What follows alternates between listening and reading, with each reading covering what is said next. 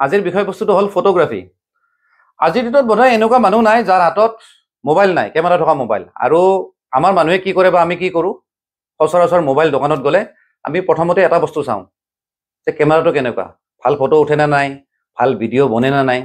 মানে কথাটো কেনেকুৱা, ফটোগ্ৰাফী বোলা বস্তুটো এটা আমাৰ ক'ব গ'লে আজিকালি এটা জীৱনৰ অংগ, পাৰ্ট অফ লাইফ এনেকুৱা হৈ গৈছে। ফটোগ্ৰাফী নহ'লে নচলে। আমি যেতিয়া তেতিয়াই ফটো উঠোঁ বা ফটো লওঁ। কোনোবাই মাংস খাইছে সেইটোৰো ফটো দিয়ে, ছ'চিয়েল মিডিয়াত দিয়ে। এতিয়া কথাটো হ'ল মানুহৰ হাতে হাতে মোবাইল থকাৰ পিছতো, কেমেৰা থকাৰ পিছতো এই যে ফটোগ্ৰাফাৰবিলাক যে আছে, দামী দামী কেমেৰাবিলাক যে লৈ যে ঘূৰে, তেওঁলোকে কেনেকৈ চলি আছে সেইটোৰ ওপৰত মই আজি কথা পাতিম। মানে কি হ'ল, মোক কেতিয়াবা কেতিয়াবা দুই এখন মানে অনুষ্ঠানত মাতে, আৰু মাতাৰ আগতে তেওঁলোকে মোৰ ফটো বিচাৰে যে আপোনাৰ দুখনমান ফটো দিয়ক। মানে তেওঁলোকে পোষ্টাৰ বনাব নে কিবা বনাব আৰু মোক খোজে। তো মোৰ তেনেকৈ ফটো নাই, মই যি মোবাইলত যি ফটো উঠিছিলোঁ দুই এখন পঠাই দিম। তেওঁলোকে কয় যে এনেকুৱা ফটো নহয়, ভাল ফটো দিয়ক, কেমেৰা দি লোৱা ফটো, আপোনাৰ মানে পৰ্টফলিঅ' ফটো। আৰু তেতিয়া মোৰ ভাইটি এজনক মাতি দিলোঁ, সি ভাল ফটোগ্ৰাফাৰ হয়। ফটোশ্বুট হোৱাৰ পিছত তাৰ লগত মই কিছু কথা পাতিলোঁ, আৰু সেই কথাখিনি মই আপোনালোকক আজি ক'ম। মানে আগতে কেনেকুৱা আছিলে, মানুহে ষ্টুডিঅ'ত ফটো উঠিব গৈছিলে, বা দামী দামী কেমেৰা আছিল নহয়, এইবোৰ যে 100 টকা 150 টকীয়া ৰিলবিলাক যে ভৰাই তেনেকৈ মানুহে ফটো উঠিছিল। গতিকে ফটোগ্ৰাফী বোলা বস্তুটোৰ অকণমান লিমিটেশ্যন আছিল। কিন্তু এতিয়া কি হৈছে, ফটোগ্ৰাফী মানে একদম মানুহ হাৱাত উৰি আছে, মানে হাতে হাতে কেমেৰাটো। তো সি এটা কথা ক'লে, আগত যেনেকুৱা আছিলে ধৰক নেচাৰৰ ফটোগ্ৰাফী কৰে, ৱাইল্ড লাইফ ফটোগ্ৰাফী কৰে, আজিকালি সেইটোতকৈ মানুহে বেছি ফটো উঠে। মানুহে একদম জন্ম পোৱাৰ পৰা একদম নিউ বৰ্ণ বেবী ফটোশ্বুট হয়, তাৰপিছত তুলনীয় বিয়াৰ ফটোশ্বুট হয়, ভাতমুখত দিয়াৰ ফটোশ্বুট হয়, আপোনাৰ বিয়া যেতিয়া হ'ব একদম 3-4 দিন আগৰ পৰা, জোৰোণৰ পৰা, কিবাৰ পৰা এনি টাইম ফটোশ্বুট। গতিকে ফটোশ্বুটৰ বিজনেছটো ভাল। আৰু ইণ্টাৰেষ্টিং কথাটো হ'ল, মানে ক'ব লাজো লাগে, বিয়া হোৱাৰ পিছত লেডিগৰাকী যেতিয়া প্ৰেগনেণ্ট হ'ব, সেইটো এটা হেনো ফটোশ্বুট হয়। মানে ক'ব গ'লে শুনিবও অড লাগে, দেখিবও অড লাগে বিৰাট।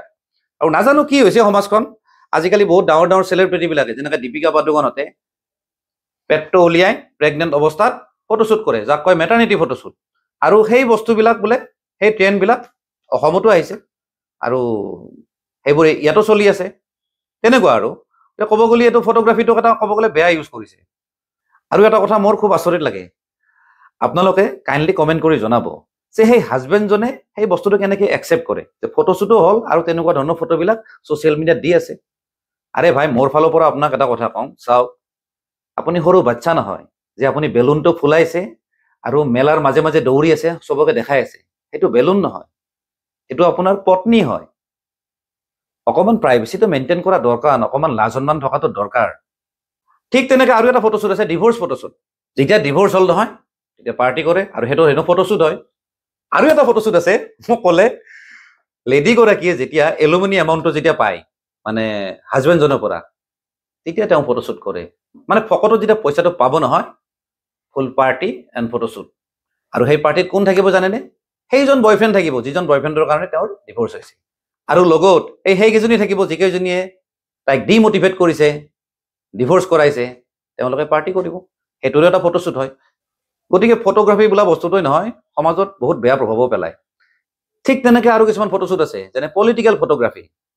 মানে কেনেকুৱা, চাওক, আমি কিছুমান বস্তু যদিও মাইণ্ড নকৰোঁ, সৰু সৰু বস্তু দেখাত সৰু যেন লাগে, কিন্তু সেই বস্তুবিলাকে নহয় আমাৰ সমাজত বৰ বেয়াকৈ প্ৰভাৱ পেলায়, যিটো আমি ধৰিব নোৱাৰোঁ চকুৱেদি।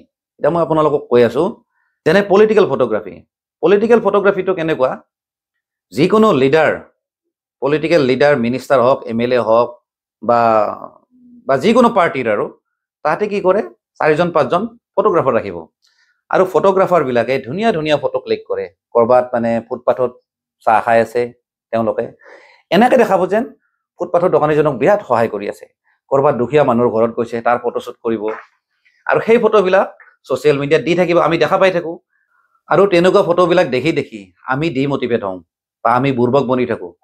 এই ফটোবিলাকে আমাক মিছগাইড কৰে, আমি ডিচিশ্যন লওঁতে। গতিকে কথাটো তেনেকুৱা, মই আজি ভিডিঅ'টোৰ যোগেদি এটা কথা ক'ব খুজিছিলোঁ, যে ফটোগ্ৰাফী বোলা বস্তুটো খুব ভাল লাগে, মানে ফটো বুলি ক'লেই ভাল লাগে। কিন্তু কথাটো হ'ল, আজিৰ ডেটত ফটোগ্ৰাফীয়ে সমাজখনত বহুত বেয়া প্ৰভাৱো পেলাই আছে। তাতে হ'ল এটা সেই ডিভোৰ্চ ফটোগ্ৰাফী, এই মেটাৰ্নিটি ফটোগ্ৰাফী, আৰু এইবোৰ যে পলিটিকেল লিডাৰবিলাকে যে ফটো উঠায় তেনেকুৱা। আৰু এটা মই পাহৰি গ'লোঁ, এক্টৰ, ছিংগাৰ, এইবোৰেও কি কৰে, একো একোটা ফটোগ্ৰাফাৰ ৰাখে। তেওঁলোকে কি কৰে জানে না, এতিয়া ধৰক এক্টৰজনৰ ক'ৰবাত শ্বুটিং চলি আছে, তাতে এসোপা ফটো উঠাব তাৰ ফটোগ্ৰাফাৰজনে, আৰু সেই ফটোবিলাক ডেইলি ছ'চিয়েল মিডিয়াত দি থাকিব। আমি আৰু ফটোবিলাক দেখি দেখি আমি এটা কথা ভাবোঁ যে অ' বা আজিও শ্বুটিং আছে, আমাৰ আজিও শ্বুটিং হৈছে। তাৰমানে এনেকৈ বুজায় তেওঁৰ যেন কামেই কাম। ঠিক তেনেকৈ ছিংগাৰবিলাকে এখন যেতিয়া শ্ব' যেতিয়া তেওঁ গান গাব বা কিবা গাব নহয়, তেওঁক এসোপা ফটো মাৰিব ফটোগ্ৰাফাৰজনে, আৰু সেই ফটোবিলাক তেওঁৰ পেজত বা ছ'চিয়েল মিডিয়াত ডেইলি এখন এখন দি থাকিব। আৰু আমি কি ভাবোঁ, বা এওঁ দেখোন ডেইলি শ্ব' ইমান শ্ব' কৰে, মানে তেনেকুৱা ধৰণৰ কথা। আমি তেনেকৈ বুৰ্বক বনি থাকোঁ। আজিকালি যিহেতু ছ'চিয়েল মিডিয়াৰ যুগ, গতিকে ফটোগ্ৰাফী বুলি ক'লে সদায় ফেশ্বন ফটোগ্ৰাফীটো এক নম্বৰত, আৰু ল'ৰাবিলাকেও ফেশ্বন ফটোগ্ৰাফী কৰে, ছোৱালীও কৰে, আৰু ইভেন বয়সীয়াল তিৰোতাবিলাকেও কৰে। আৰু যিখিনি ছোৱালী এনেকৈ ফটোগ্ৰাফী কৰি কৰি এটা সময়ত মডেল বনি যায়, এটা কথা জানেনে, তেওঁলোকে ভিতৰে ভিতৰে কিন্তু ফপলা হৈ যায় কিন্তু। আৰু তেওঁলোকে যেতিয়া তেওঁলোক মডেল হৈ থাকে সেইটো বস্তু ফিল নকৰে, বহুত পিছত কিন্তু সেই বস্তুটো ফিল কৰে, ৰিয়েলাইজ কৰে যে তেওঁলোক ইণ্টাৰনেলি চেছ। মই 100% নহয়, অলমষ্ট 99% ফেশ্বন জগতত থকা ছোৱালী হওক বা মডেলবিলাকক বিয়া পতা আৰু ছেকেণ্ড হেণ্ড গাড়ী এখন কিনা একদম একে কথা। ছেকেণ্ড হেণ্ড গাড়ীখন বেছিয়ে ভাল ক'ব গ'লে, কাৰণ যদি বেয়া লাগে আপুনি কেতিয়াবা বিক্ৰী কৰিব পাৰে, কিন্তু ডিভোৰ্চ আপুনি দিওঁতে আপুনি যিটো শাস্তি পাব নহয়, সেইটো আপুনি নিজে ৰিয়েলাইজ কৰিব। গতিকে ভিডিঅ'টো মই বেছি দীঘলীয়া নকৰোঁ, নহ'লে মই কিমানৰ গালি খাওঁ ঠিক নাই। সকলোৱে ভালে কুশলে থাকক। ধন্যবাদ। জয় আই অসম। ভোগালী বিহুৰ শুভেচ্ছা যাচিলোঁ।